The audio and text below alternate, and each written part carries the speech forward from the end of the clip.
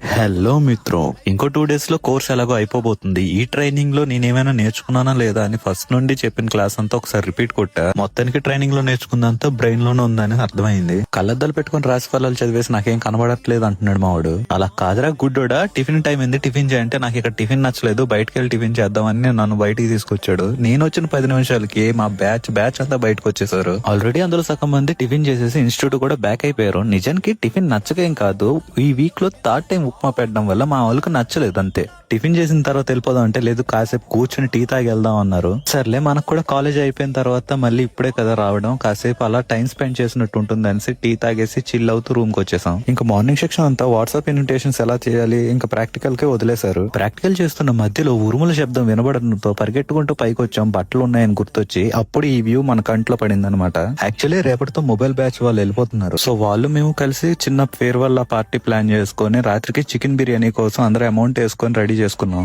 Ready అవడానికి time పడుతుంది కాబట్టి ఈలోగా ఈ రోజు ఫైనల్ మ్యాచ్ ఉంటే ప్రొజెక్టర్ లో ఆ ఫైనల్ మ్యాచ్ చూస్తున్నాం. మినిమం 300 అయినా టార్గెట్ ఇస్తారని తినకుండా అలాగే కూర్చొని చూస్తుంటే లాస్ట్ కి సింగల్ తో సర్దేశారు మ్యాచ్ అంతా. సర్లే, మనకి ఇవన్నీ కొత్త ఏం కాదు, వెళ్దాం కనీసం తిండి తిందాం అంటే తిండిలో కూడా డిసప్పాయింట్మెంట్. మేము వెళ్ళేసరికి బిర్యానీ అయిపోయింది, ఎస్టిమేట్ వేసిన చికెన్ కూడా సరిపోలేదు. ఇంకా ఈ రోజు బ్లాగ్ తింటే మళ్ళీ నెక్స్ట్ బ్లాగ్ లో కలుద్దాం. అంతవరకు బాయ్ బాయ్.